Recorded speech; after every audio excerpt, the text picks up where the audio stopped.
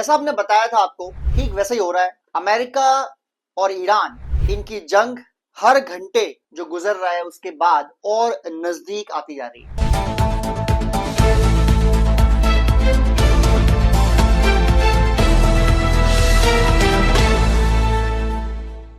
Hello friends, जैसा आपने बताया था आपको, ठीक वैसे ही हो रहा है। अमेरिका और ईरान, इनकी जंग हर घंटे जो गुजर रहा है उसके बाद और नजदीक आती जा रही है। और ऐसा बताया जा रहा है कि जेनेवा में जो मीटिंग प्लान्ड है, थर्ड टाइम की मीटिंग, इससे पहले ओमान में एक मीटिंग हुई थी, उसके बाद जेनेवा में ही एक मीटिंग हुई, और मीटिंग दोनों बार हुई बिटवीन अरागची एंड स्टीव बिटकॉफ। और अब थर्ड टाइम की जो मीटिंग हो रही है वो भी अरागची और स्टीव बिटकॉफ के बीच ही हो रही है। लेकिन इस मीटिंग से पहले और इस मीटिंग के दौरान पूरी पूरी गुंजाइश है कि अमेरिका हमला कर दे ईरान के ऊपर, और अमेरिका ईरान को डिस्ट्रॉय करने की पूरी कोशिश कर दे, या अमेरिका उतना स्ट्राइक कर दे जिससे ईरान को डराया जा सके और ईरान को एग्रीमेंट के लिए एग्री किया जा सके। सबसे पहली बात, जो मीटिंग हो रही है गुरुवार को, स्टीव बिटकॉफ जो डोनाल्ड ट्रंप के राइट हैंड है, उनके विशेष दूत है, उनके बीच, और सामने होंगे ईरान के विदेश मंत्री अरागची, इनके बीच।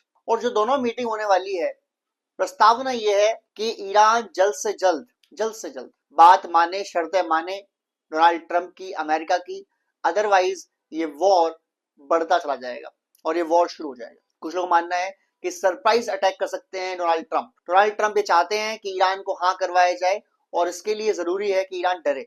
फिलहाल ईरान क्या है कि ईरान डर नहीं रहा। ईरान के ना डरने क्या रीजन है वो आपको वो भी बताऊंगा। लेकिन सबसे पहले ईरान के ऊपर दबाव बनाने के लिए अमेरिका क्या कर रहा है। अमेरिका ने लगभग 20 एयरक्राफ्ट कैरियर्स, जिसमें से आप 2 कह सकते हैं एयरक्राफ्ट कैरियर्स हैं, और बाकी 18 डिस्ट्रॉयर्स या फ्रिगेट्स हैं जो मिसाइल लॉन्चर्स हैं, वो लाके खड़े कर दिए हैं ईरान के चारों तरफ। उसके अलावा तकरीबन 8 सबमरीन ईरान के चारों तरफ घेर के खड़ी हो गई हैं, और इससे मालूम पड़ता है कि कितनी ज्यादा तैयारी कर रहा है अमेरिका। अगर बात करें अमेरिका की, तो जो उनके 20 जहाज आए लड़ने वाले, इनकी बात करते हैं। एक उनका aircraft carrier Abraham Lincoln Oman की खाड़ी में है, जो अरब सागर में है, वहां पर है, और वहां से वो इतने नजदीक है कि 300 से 400 किलोमीटर के आसपास वो गैप बना के बैठे हैं ईरान से, और उनके पास 90 एयरक्राफ्ट हैं उनके अंदर, उसी एयरक्राफ्ट कैरियर पर, जिसमें F-35, जिसमें F-18 सुपर हॉर्नेट, जिसमें MI जो हेलीकॉप्टर्स, अटैक हेलीकॉप्टर, वो ये सारे हैं इस एयरक्राफ्ट कैरियर पर। और तकरीबन 4,500 5,000 अमेरिकी फौजी। मिसाइल्स भी हैं इसके पास, टॉमहॉक मिसाइल्स, क्रूज मिसाइल्स भी हैं, डिफेंस सिस्टम भी है इनके पास, पेट्रोल डिफेंस सिस्टम भी लगाया है इनके अंदर, और साथ साथ इनके चल रहे हैं, तकरीबन पूरी फ्लीट चल रही है, जिसमें काफी डिस्ट्रॉयर्स, काफी सारे सबमरीन्स भी नीचे हैं, जो नीचे वाली ग्राउंड ट्रैक को देख सकते हैं। तो कोशिश ये की जा रही है कि ईरान को डराया जाए। इसके अलावा 2 डिस्ट्रॉयर जिनका नाम है बल्केली and Roosevelt, USS बल्केली and USS Roosevelt, वो है आपके होमोर्स स्टेट में ही, जहां वो दावा करते हैं ईरान के हम यहाँ रोक देंगे, तो उसको रोकने के लिए वहां पर पहले से खड़े हैं। उसके अलावा यूएसएस मैहन, यूएसएस बेनविच एंड यूएसएस विंस्टन चर्चिल, ये 3 डिस्ट्रॉयर्स हैं गल्फ ऑफ ईरान के अंदर या गल्फ ऑफ पर्शिया के अंदर, और ये वहां से अटैक कर सकते हैं।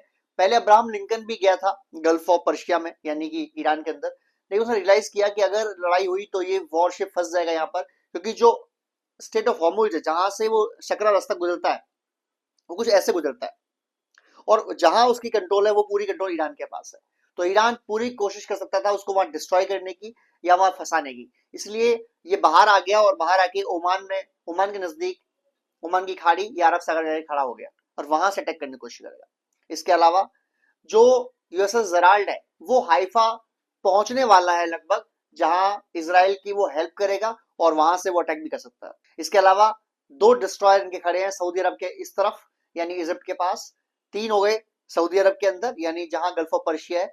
ऐसा है, गल्फ ऑफ पर्शिया जो है ना वो बीच में है, ईरान उस तरफ है और सऊदी अरब इस तरफ है, तो इनके बीच में खड़े हुए, क्योंकि जो एयर बेसिस हैं सऊदी अरब के अंदर अमेरिका के, वो काफी बड़े बड़े एयरबेस हैं, चाहे वो अल दफरा एयरबेस हो, चाहे प्रिंस सुल्तान एयरबेस हो, ये एयरबेसिस से इवैक्यूएशन कर रही है अमेरिका अपनी फौजों का।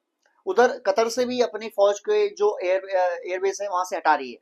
क्यों? क्योंकि लास्ट टाइम जब हमला हुआ था, तब ईरान ने जब पलटवार किया था, उन्होंने कतर के एयरबेस पे हमले किए थे, हालांकि चाहे वो हमला सिर्फ दिखाने के लिए हो, पर अमेरिका को पता है कि सऊदी अरब और कतर दोनों में जो उनके सैनिक है वो सेफ नहीं होंगे लड़ाई अगर हो जाती है तो, क्योंकि सबसे पहले अटैक ईरान इन्हीं पे करेगा, इन दोनों पे करेगा। और ऐसा करने के बाद भले कतर और फिर सऊदी अरब भी हमला करने के लिए आगे आ जाए कि हम भी लड़ेंगे, लेकिन लेकिन तब तक अमेरिका का एक काफी नुकसान कर सकते हैं ईरान वाले।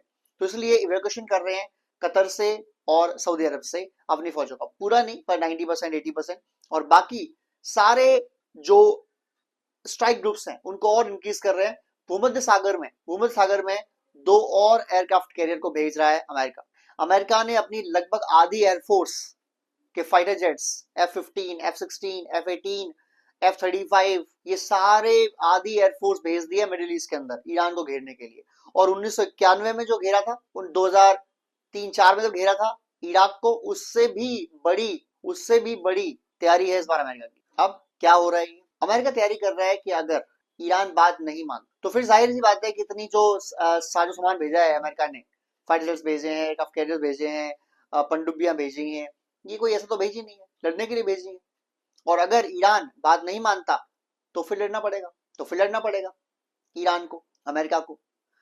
लेकिन कुछ लोग ये कह रहे हैं कि मिड टर्म इलेक्शन होने वाले हैं नवंबर में, और नवंबर में मिड टर्म इलेक्शन जब होंगे उससे पहले अमेरिका चाहता है कि ईरान को हराया जाए या ईरान को दस्तखत कराए जाए इन चीजों के ऊपर, जो शर्त है वो चाहते हैं। पहली शर्त उनकी बिल्कुल ओपन है, जिनमें से 2 शर्त मानने में ईरान को कोई दिक्कत नहीं है, लेकिन 2 शर्त बिल्कुल भी मानने में कोई इंटरेस्टेड नहीं है। हालांकि जो इंटेल्स कह रहे हैं वो तो ये भी कह रहे हैं कि स्टीव बिटकॉफ ने जाके डोनाल्ड ट्रम्प को बोला है कि ईरान के जो विदेश मंत्री हैं उन्होंने हमारी कोई भी शर्त मानने से इनकार कर दी है। भाई बाहर तो दावा क्या कर रहे हैं, बाहर दावा ये कर रहे हैं कि ईरान जो है वो जो अमेरिका की शर्त है कि न्यूक्लियर बॉम्ब नहीं बनाएंगे, न्यूक्लियर एनर्जी को रोक देंगे, उस पर एग्री कर रहा है। बट स्टीव बिटकॉफ ने डोनाल्ड ट्रम्प को बताया कि जब हमने ईरान के विदेश मंत्री को ये बोला कि आप न्यूक्लियर जो फैसिलिटीज हैं उनको खत्म करेंगे, आप बिल्कुल भी यूरेनियम संवर्धन नहीं करेंगे।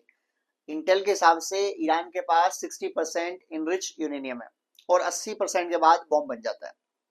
लेकिन जो अमेरिका के स्टीव बिटकॉफ है उन्होंने कहा था कि 1 हफ्ते के अंदर ईरान न्यूक्लियर बॉम्ब टेस्ट कर सकता है, और वो 1 हफ्ता वो कभी भी कर सकता है। इसका मतलब उनके पास जो यूरेनियम है वो एनरिचमेंट लगभग 75% के आसपास है। अब इसका मतलब ये है कि अमेरिका को बहुत जल्दी करनी पड़ेगी, 1 वीक के अंदर हमला करना पड़ेगा, नहीं तो ये बन जाएगा बॉम्ब, और बॉम्ब बनने के बाद तो फिर नहीं लगता लड़ाई होने वाली है। तो एनीवेज अगर हम मान भी चलें कि उनके पास 60% यूरेनियम संवर्धन ही है, तो भी उनको 6 महीने साल भर लगेगी उसको फुली एनरिच करने के लिए। तो स्टीव बिटकॉफ ये कह रहे हैं कि हमने जब बात की थी ईरान के विदेश मंत्री से, तो जब हमने बोला कि आपको यूरेनियम संवर्धन रोक देना चाहिए, एनरिचमेंट रोक देनी चाहिए, तो उन्होंने कहा कि आप होते कौन है, हाँ ईरान को भी हक है कि वो यूरेनियम संवर्धन करे और अपने लोगों के लिए बिजली बनाए। और अगर ईरान बिजली बना लेता है अपने लोगों के लिए, तो फिर किसी को क्या दिक्कत होगी। ईरान के विदेश मंत्री का ये कहना है कि सिर्फ आपको ही हक नहीं है अमेरिकन को कि वो यूरेनियम संवर्धन करके बिजली बनाए या यूरेनियम बॉक्स से संवर्धन करके बॉम्ब बनाए, ये ईरान का हक है और ईरान ये करके रहेगा। अब दूसरी बात थी, जो कंडीशन थी कि ईरान अपनी मिसाइलों की रेंज को रोके, इस पर तो ईरान ने ओपनली बोल दिया, उनके विदेश मंत्री ने ओपनली बोल दिया था कि ईरान अपनी मिसाइल रेंज को बिल्कुल नहीं रोकेगा। ईरान अपनी मिसाइल की कैपेसिटी पूरी बनाएगा और ईरान अपनी मिसाइल, चाहे वो बैलिस्टिक मिसाइल हो, क्रूज मिसाइल हो, उस प्रोग्राम को बिल्कुल बंद नहीं करेगा। बट इसराइल की कंडीशन है कि ईरान के पास ऐसी मिसाइल्स नहीं होनी चाहिए जो इसराइल को डायरेक्टली हिट कर सकें, और ईरान के पास इस समय ऐसी मिसाइलें हैं जो 2000 किलोमीटर तक मार कर सकती हैं, जबकि ईरान और इसराइल की दूरी जो है वो 500 किलोमीटर के आसपास ही है। तो इसका मतलब ये है कि ईरान को इसराइल पर हमला करने में कोई दिक्कत नहीं है, बल्कि पूरे मिडिल ईस्ट के बेसिस जो अमेरिका के हैं वहां हिट करने में कोई दिक्कत नहीं है। अब बात आती है कि फिर क्या किया जाए, दूसरी शर्त तो मान ही नहीं रहे, इसी शर्त में सारा पेज फंसा हुआ है। इसके बाद की एक शर्त जो है वो तो मोटा मोटा मान सकते हैं, वो ये है कि ईरान अपने जो ऑयल एंड गैस की जो सेल है उसमें डॉलर्स का इस्तेमाल करेगा, और ईरान अपने ऑयल एंड गैस की जो रेट्स हैं उसको यूएस की रेट के साथ मैच कराएगा, जिसमें वो मुझे लगता है कि मान जाएंगे। और एक और शर्त है जिसमें वो बिल्कुल डिसएग्रीमेंट होंगे और नहीं मानेंगे कभी भी, वो ये है कि लोकतंत्र आएगा ईरान के अंदर, ईरान को के लोगों को ये ऑप्शन दिया जाएगा कि वो चुन सकें कि कहाँ पर उनके सुप्रीम लीडर ईरान के इस समय जो है आयतुल्ला खामनी वही रहेंगे, या शाह पहलवी के बेटे जो हैं वो रजा शाह पहलवी वो बनेंगे। तो इसमें मुझे नहीं लगता कि ईरान मानने वाला है, कि इसमें तो कोई क्वेश्चन ही नहीं है। अब बात आती है कि क्या लड़ाई बढ़ सकती है। अगर अमेरिका ने हमला किया, चाहे वो लिमिटेड वॉर हो चाहे वो फुल ऑन वॉर हो, अमेरिका ने अगर एक भी फाइटर जेट, एक भी मिसाइल ईरान पर फायर करी, तो उसके बाद जो ईरान का पलटवार होगा वो इस पे नहीं होगा कि आपने लिमिटेड वॉर किया तो हम भी लिमिटेड वॉर करेंगे, ऐसा नहीं होने वाला। वॉर फिर फुल स्केल पर होगा। ईरान ने साफ बोल दिया कि हमारे टारगेट पर सारे अमेरिकी बेसिस है, तो सारे एयर बेसिस अमेरिका के जो हैं वो बिल्कुल निशाने पर है ईरान के। इसके बाद ईरान के निशाने पर है इसराइल, ईरान के निशाने पर है अमेरिका। तो अगर ईरान ने पलटवार किया तो पहली चीज तो यह कि ईरान अमेरिका तक मार नहीं सकता। अमेरिका दूर है, वहां तक ईरान की कोई मिसाइल पहुंचेगी नहीं। इसका मतलब अमेरिकन को पर्सनली वहां तक जाके हिट करना इज इम्पॉसिबल। अब किसको हिट करेगा फिर ईरान? ईरान हिट करेगा सबसे पहले अमेरिका के बेसिस को, ईरान हिट करेगा सबसे पहले अमेरिका के एयरक्राफ्ट कैरियर्स को, ईरान हिट करेगा उसके बाद इसराइल को। क्योंकि ये ईरान को पता है कि अगर हमने एक भी एयरक्राफ्ट कैरियर डुबाया अमेरिका का, तो एक तो हमारी बहुत बड़ी जीत होगी, क्योंकि बहुत कॉस्टली, बहुत ज्यादा सक्षम हमने एयरक्राफ्ट कैरियर गिरा दिया जिसमें कई सारे फाइटर जेट्स भी गिर गए, और उसके अलावा लगभग 5,000 अमेरिकी फौजी हमने एक बार मार दिए। और ऐसा अगर कर दिया तो उसके बाद डोनाल्ड ट्रंप के पास सिर्फ दो ही रास्ते बचते हैं। पहला, वो ईरान के ऊपर न्यूक्लियर अटैक कर दें, वो कर सकते हैं क्योंकि वो ऐसे इंसान है जिनको प्रेडिक्ट करवाना इम्पॉसिबल है, और वो बदला लेने की फितरत रखते हैं, यानी बदला ले सकते हैं। दूसरा, वो ईरान और यूएस के इस वॉर को रोक दें और कहानी वहीं खत्म हो जाए। लेकिन अगर अगर ऐसा हुआ तो सबसे पहले ईरान की साख बहुत बढ़ जाएगी पूरे अरब वर्ल्ड में, पूरी दुनिया में, और अमेरिका की साख उतनी ही ज्यादा गिर जाएगी पूरी दुनिया में कि अमेरिका जो खुद को सुपर पावर कहता है, ये ईरान से जब वॉर ही, ईरान के पास ना अपना एयर डिफेंस सिस्टम प्रॉपर था, ना एयरक्राफ्ट कैरियर थे, मतलब पूरी एयरफोर्स थी ही नहीं। स्टिल उन्होंने अमेरिका के एक युद्ध पोत को गिरा दिया, एयरक्राफ्ट कैरियर को गिरा दिया। ऐसा कर सकते हैं। अमेरिका की लड़ाई के लिए ईरान किस लेवल तक की तैयारी कर रहा है आपको बताता हूँ, और किस लेवल तक रशिया इनकी हेल्प कर रहा है। ईरान को पता है उनकी प्रॉब्लम क्या है। उनकी प्रॉब्लम है air force and air defence system. यानी जब दूसरे के फाइटर जेट आते हैं हमला करने के लिए, लास्ट टाइम इसराइल के जब आए थे, जब बाद इनका वॉर हुआ था जून 2025 में, तब बहुत दिक्कत थी क्योंकि डिफेंस सिस्टम काम नहीं कर रहे थे ईरान के, और एयरफोर्स उनकी इतनी स्ट्रांग है नहीं कि फाइट करती। अब जैसा मैंने कल वीडियो बताया था कि ईरान अगर ये चाहता भी है कि अपनी एयरफोर्स को स्ट्रांग करे, तो चाहने से नहीं होगी, करनी पड़ेगी। अब करनी पड़ेगी मतलब फाइटर जेट्स लेने पड़ेंगे। फाइटर जेट्स उनको मिलने को तैयार है, रशिया दे देगा। रशिया ने Su-35 भी ऑफर कर रखा है, Su-57 भी ऑफर कर रखा है, और सुनने में आ रहा है कि ईरान ने 4 स्क्वाड्रंस डील कर ली है Su-35 की, Su-35 की। ठीक है, बढ़िया। लेकिन उसको ट्रेनिंग लेने में, उसको आने में, उसकी मेंटेनेंस बनाने में, एक पूरा इकोसिस्टम बनाने में तकरीबन 2 साल लग जाते हैं। और पहले तो फाइटर जेट ही 2 साल बाद आएगा, तो 2 साल का टाइम है ईरान के पास जंग रोकने के लिए? इम्पॉसिबल नहीं है। ईरान गया फिर सेकंड लेवल पर, ये तो डील उन्होंने कर ली, यानी अगर वो मानते हैं कि हम 2 साल रह लेंगे राज्य में, करेंगे अपना, तो एयरफोर्स भी बढ़ा लेंगे। लेकिन तब तक क्या करें? तो एयर डिफेंस सिस्टम मजबूत कर रहे हैं। S-300 उनका ऑलरेडी था, उसको अपग्रेड करा रहे हैं। S-400 उन्होंने परचेस कर लिया है, और S-400 जो न्यूज आई है उसके अकॉर्डिंग एक S-400 इस्फान न्यूक्लियर साइट्स के नजदीक ला दिया गया है, तो 500-600 किलोमीटर कवर कर लेगा वो ऑटोमेटिकली। एक तेहरान के नजदीक ला दिया गया है जो तेहरान और पूरा एरिया कवर कर लेगा। इस तरीके से काम चलेगा। उसके अलावा उन्होंने एक और लेटेस्ट चीज करी है। उन्होंने क्या करा है, बर्बा मैनपैड्स एयर डिफेंस सिस्टम ले लिया। ये मैनपैड्स एयर डिफेंस सिस्टम कैसे होते हैं? आपने देखा होगा कि रॉकेट लॉन्चर होते हैं जो कंधे पर रख के फौजी फायर करता है, कई मूवीज में भी देखा होगा आप लोगों ने। तो वो होता है अटैक करने के लिए, टैंक पर हो गया, किसी बंकर पर हो गया, जहां वो गिरेगा फट जाएगा और एक अच्छा खासा एरिया डिस्ट्रॉय कर देगा। लेकिन ये जो बारबा मैनपैड एयर डिफेंस सिस्टम है, ये आप कंधे पर रख के नहीं फायर करते हैं जस्ट रॉकेट लॉन्चर्स, लेकिन जाता काफी दूर तक है। और ये बेसिकली ड्रोन्स, एयरक्राफ्ट्स, मिसाइल्स जो भी ऊपर से उड़ रही हो उसको डिस्ट्रॉय करने में, उसको रोकने में काफी सक्षम है। और इसलिए रशिया से डील न सिर्फ की थी कि जो है कि 2026 एंड तक आ जाएंगे, बट रशिया से यही कहा गया कि इमरजेंसी बेसिस पर आप हमें पहले दे दीजिए। और ये बर्बा जो 500 एयर डिफेंस सिस्टम है उनके, वो भेज दिए हैं रशिया ने, और 2,500 एयर डिफेंस सिस्टम तक की बात है। यानी 500 उनके आ गए हैं, टोटल 2,500 आने थे, यानी 2,000 और आने हैं। इधर चाइना पूरी सपोर्ट कर रहा है, उनको मिसाइल्स भेज रहा है, रॉ मटेरियल्स भेज रहा है, चिप्स भेज रहा है, जिसके थ्रू ईरान अपने मिसाइल प्रोडक्शन को, अपने ड्रोन प्रोडक्शन को और मजबूत कर रहा है।